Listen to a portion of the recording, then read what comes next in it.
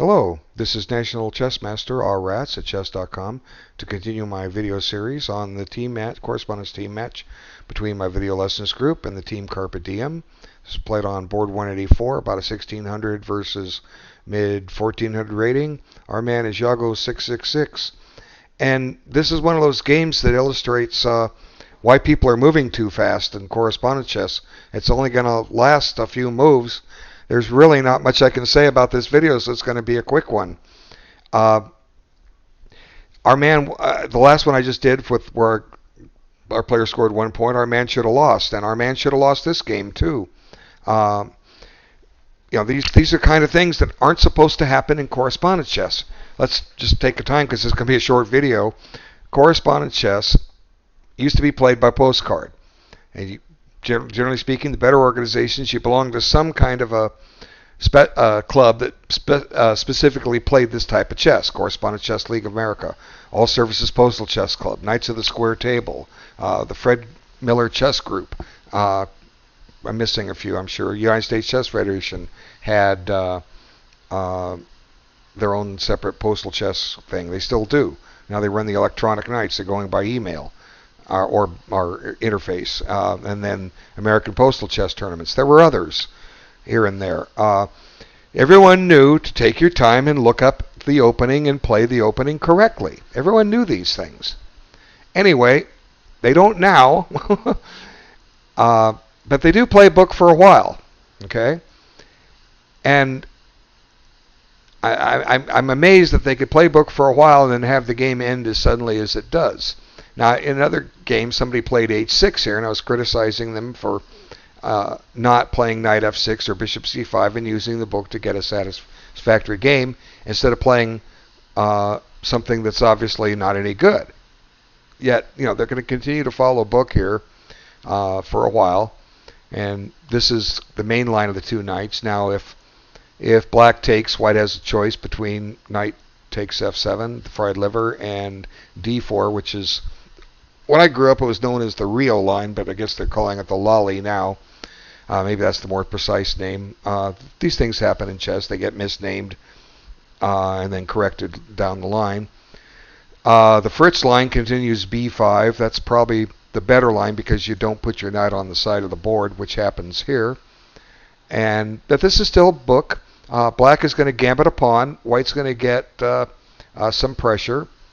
And the main line is to play bishop e2. White picks a line that white doesn't necessarily score as well with. Okay? And it's book. It's been played. It's not like you've invented something new here. It takes advantage of the pin on this pawn. And to be honest, I don't know this line. Okay? Why? Why don't I know this line? Well, because I don't play this line as white or black. That's why I don't run into this. Okay?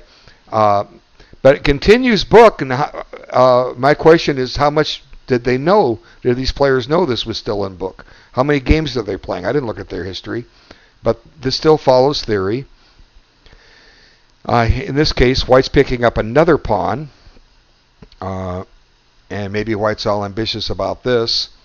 And again, this is still book, and theory recommends mainline d3, and the chances are about even, and that's what theory says. Okay, there have been game examples of this.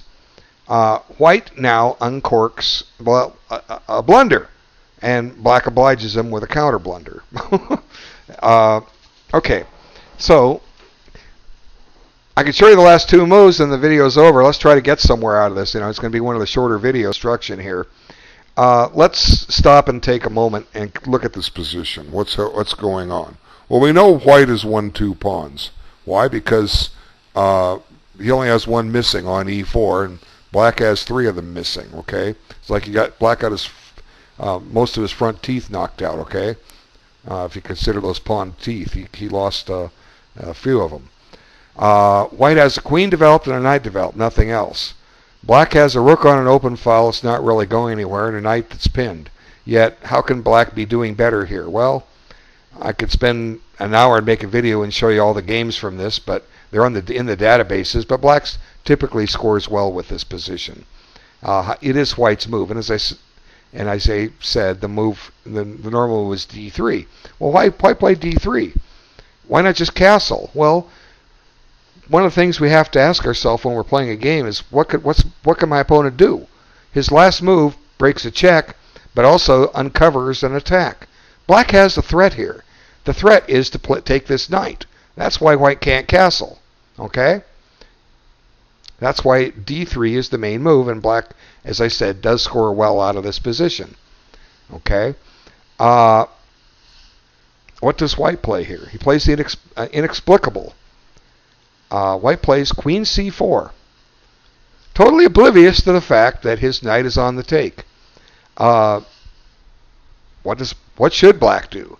Black should take this knight. And what does white have in compensation? The answer is nothing. He has absolutely nothing here. He has nothing developed other than his queen. And black has another threat. Going to come down here and grab this pawn and destroy castling privileges. This king could be caught in the center and checkmated soon. All black has to do is play queen takes g5 and game over. Okay? Or game over soon. But, as I said, the inexplicable happens. First off, white ignored what black was threatening. Now, white has a threat. It's not a very good threat. Or is it? He's threatening. It's not a good threat because you have something hanging. But the threat is queen takes f7. Mate. Game over, right? That's a threat. So, black with 3 days on the move, and we've just left book, you would think if he was doing his job right and looking this move up without even looking at the board first, black would check and see that queen c4 had never been played. Okay? Because nobody's played it. It loses a piece. Well, maybe somebody's played it that didn't get in the database, but it wouldn't surprise me if it hasn't been played before.